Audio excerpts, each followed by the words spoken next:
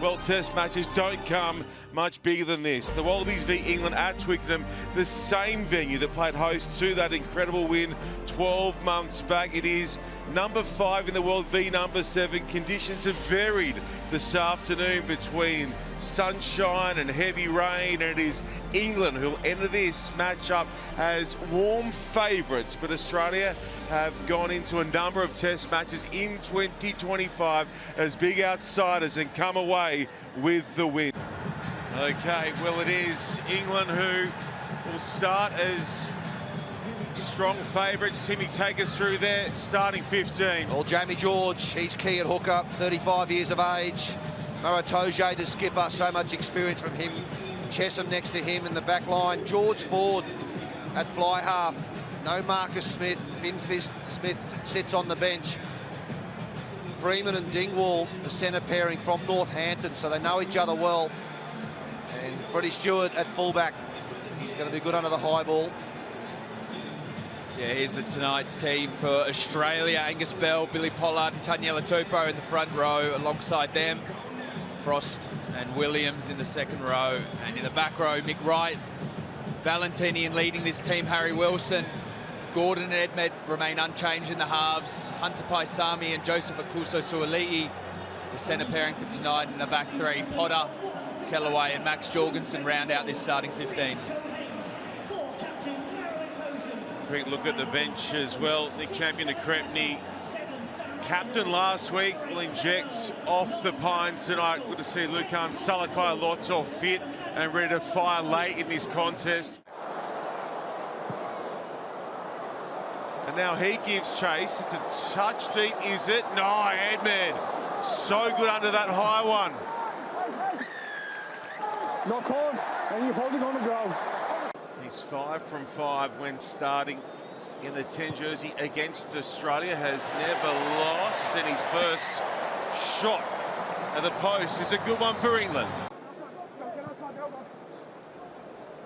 Mitchell pumps it down in the direction of Suoli'i. It was our time, and off go England.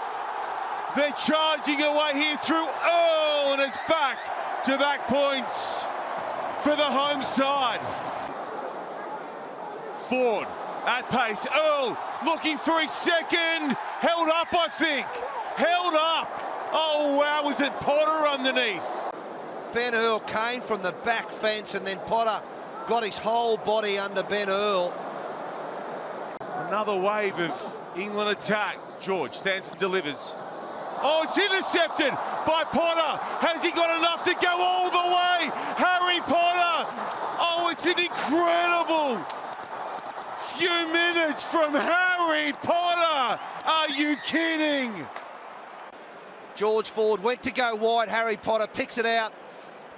He's run just over 95 metres, making sure that no one was going to catch him, Harry Potter. What a couple of plays. It's turned this match on its head. Mitchell. Here's a tricky one. Another well-placed kick. It's play on. Oh, it's Pollock that's there. He scoops it up. He's going to get up and reach the line. Pepper at the front. Goal access is good. Line out's finished. It's well secured there. Stay there. Under the wing of Cowan Dickey. Salakai-Loto comes right through Mitchell. Mitchell darts away and gets the score. Itoje has been the go-to man at line-out time for England. And he's now reefing his forward pack upfield. He's from the middle. They want more points. This is a huge ball. They've taken it nearly 20 and they've got the score. Frost spits it out the back.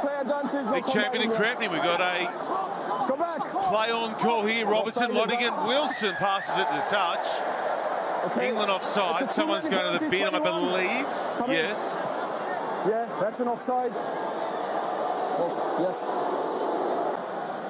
Nasser gets low with a carry. Gunu peels away.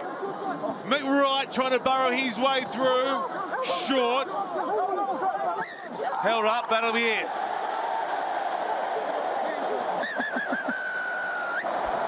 Full time. The score 25 points to 7. Well, Joe, just your initial assessment of that performance today? I felt we hung in the first half and were pretty competitive. Maybe had a couple of chances that we didn't take, but probably got lucky with the one we did when Harry Potter got away and scored. Having said that, great take from Roebuck for them to get their score, but it kind of came from nothing as well. It was a real seesaw affair, but I felt they got the better of us in the second half. They're a really good team, and particularly that last quarter when I thought some of the guys coming off the bench with the experience and power they had off the bench, I felt we struggled in that last quarter, unfortunately. I was going to say that 6-2 bench split was a lot of the talk leading into this game from Steve Borthwick's point of view. Was that the difference today? That was part of the difference, I think. I think part of the difference, we had a couple of chances inside the 22, probably lost momentum just being loose with the ball and conditions that were a little bit slippery, and another one where we made a forward pass up the edge. But yeah, they definitely made a difference, that bench. Positive point of view, you mentioned Potter's performance, also McWright's performance as well. What will you take into Italy next week in terms of those positives? Yeah, those two guys played really well. I thought Fraser got on the ball really well for some positive turnovers and earned some penalties, and Harry was super.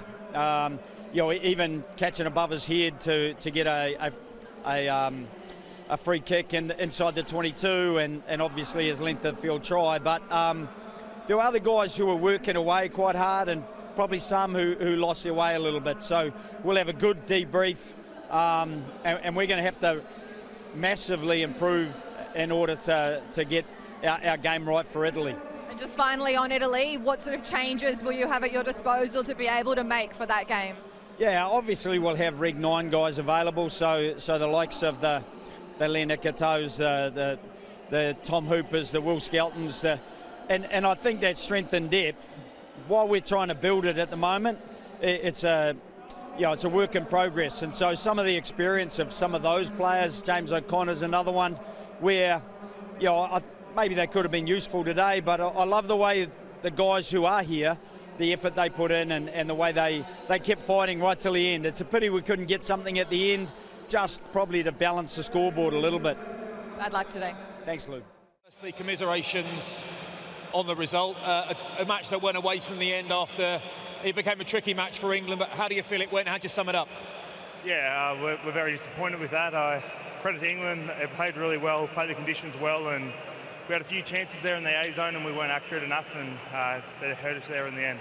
Seemed like you guys had a cracking game on the floor. You turned over loads of ball when England were on the attack, but you couldn't quite turn that into dominant attacking possessions yourself. Is that something you feel you're lacking, or feel you just didn't get right on the day? Yeah, I think we just didn't get it right on the day. There was a lot of good today, but you got to score points, you got to convert in A zone, and we definitely weren't good enough in that part of the game. The team that Steve Borthwick picked for England, there was a big, powerful bench. A lot of players you might think are normally first-choice players on that bench or close to it. It feels like in the last quarter they came on and sort of turned that screw. Did it feel like that on the field? Yeah, well, I think the starters did very well for themselves. They played a really good game, put a lot of pressure on us, and I think the bench had it pretty good from there. So credit to them, they picked a stronger squad, and they got the results today, and onwards for us to verse Italy next week. Thanks, Harry. Well played. Thank you. Cheers. Fraser, obviously not the result you guys were after, but tell me what happened there, and especially the difference between the two halves. We probably just weren't clinical enough. Credit England. They had a great tactic and stuck to it and played really well. And for us, it was about adapting on the run. We knew they were going to bring that sort of high ball pressure, and they did really well and were able to sort of clinch it, and we weren't. From a positive point of view, particularly individually, you seem to do some really great work there at the breakdown, especially in the second half as you warmed into the game. How do you rate your performance from an individual standpoint?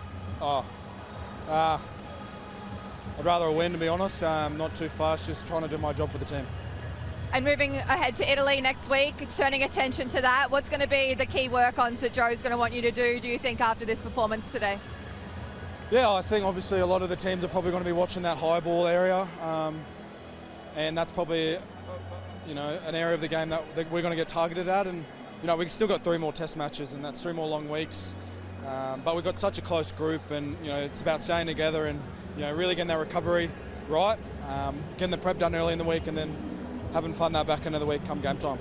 Good moments today as well to build on. Bad luck. Thank you. Cheers. Yes, thank you, Fraser McWright, giving his time to Lou Ransom. One of the real bright lights for Australia today was the performance of the number 7, Fraser McWright, Justin. Well, that kid can play the game. He knows he's got a great temperature barometer for the